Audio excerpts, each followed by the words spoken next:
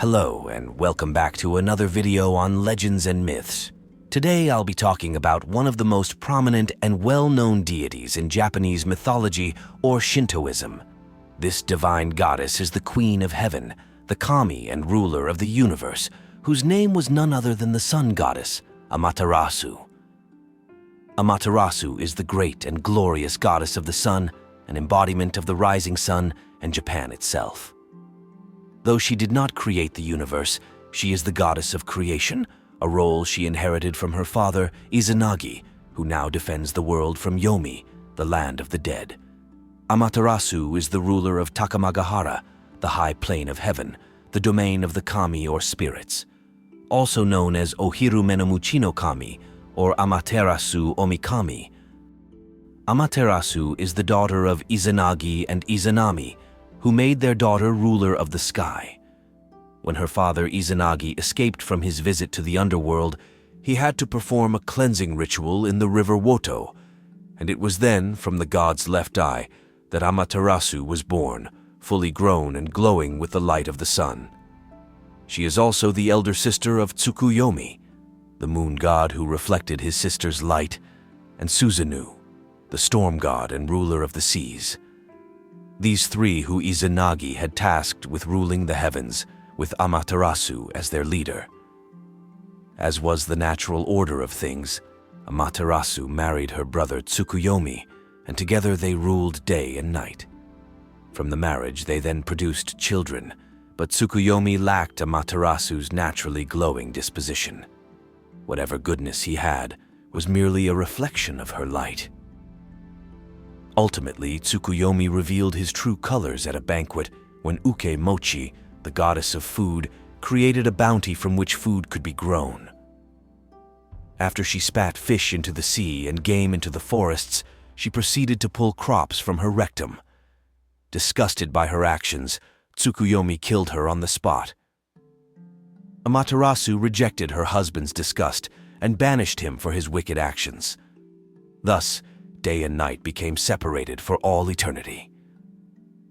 Amaterasu constantly quarreled with her other mischievous younger brother, Susanoo. Though Izanagi tasked all three of his children with ruling the heavens, Amaterasu's claim was strongest.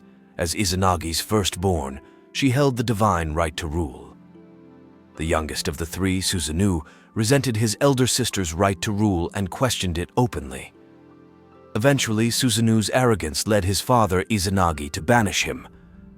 Before his departure, Susanoo went to bid his sister goodbye. When his actions were met with suspicion by Amaterasu, Susanoo issued a challenge to prove his sincerity. As the challenge began, Susanoo took Amaterasu's necklace as she took his sword. Using these vessels, they each birthed goddesses. Amaterasu produced 3 goddesses from the heavenly blade, while Susanoo produced 5 gods from the Grand Jewel. Since she owned the Grand Jewel and more gods were birthed from it, Amaterasu claimed she had won the challenge. Outraged by her claim, Susanoo went into a rampage, destroying much of heaven and earth. He annihilated Amaterasu's personal rice fields and threw animal carcasses about, even going so far as to throw a pony at her loom. One of Amaterasu's personal attendants died during the rampage, causing an already angry Amaterasu to mourn as well. Ashamed that her actions had led to such chaos, she fled to a cave now known as Amano Iwato, the heavenly rock cave. As a consequence of Amaterasu's disappearance, the world was cast into total darkness, and evil spirits brought chaos to the earth. The kami looked down upon the world, and seeing the chaos left in Amaterasu's absence, decided they must bring her back. Though they asked her to return and described the destruction and chaos caused by her absence, Amaterasu refused to listen and blocked the cave entrance with a rock. After almost a year, wise Omoikan determined that if she would not come out of her own volition, they would have to lure her out with curiosity. The gods did some decorating around the cave by placing a large sakaki tree near the cave entrance and decorated it with sparkling jewels, magatama, fine white clothes, and a mirror at its center. To this day, a grand party was thrown.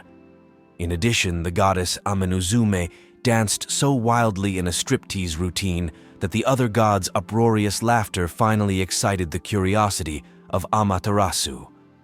The plan worked, as the music, dancing, and joyous cries of the gods did indeed pique Amaterasu's attention. Curious, Amaterasu drew closer to the cave entrance and there discovered an eightfold mirror. Fascinated by the light of her own reflection, Amaterasu at last came to the mouth of the cave. It was at that moment Omoikane drew back the stone that blocked the entrance. As he did so, Amaterasu's light re-entered the world, illuminating the chaos that had been left in her wake. Winter ended at last, and spring and summer brought life back to Japan. Ashamed, she begged forgiveness for her actions. It was given freely, for Susanu's behavior had been nothing less than abhorrent.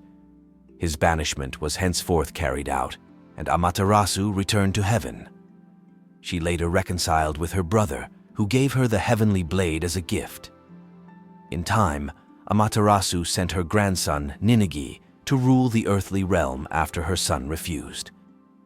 She gave him the imperial regalia, which helped Ningi to establish a kingdom of justice and harmony.